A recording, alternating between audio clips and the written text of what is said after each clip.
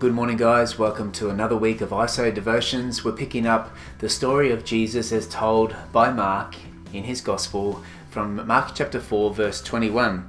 Jesus says to them, "Do you bring in a lamp to put it under a bowl or a bed? Instead, don't you put it on its stand? For whatever is hidden is meant to be disclosed, and whatever is concealed is meant to be brought out into the open. If anyone has ears to hear, let him hear."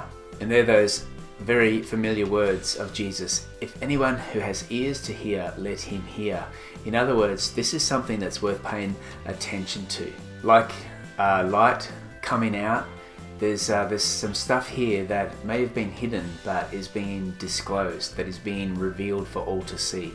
You know, this audience that Jesus is talking to, a Jewish audience, prided the fact that the Old Testament law, the Torah, was like a light or a lamp. Your word is like a lamp to my feet, says Psalm 119.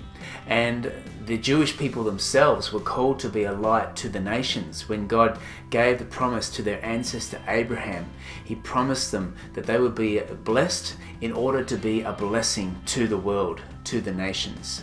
And now here is Jesus, born of Israel, born into the Jewish people, himself fulfilling Old Testament prophecy, himself being the light of the world, and also the promised seed of Abraham who would bless the nations. This is a thing that has been hidden, that is now being disclosed for all who have ears to hear, to hear.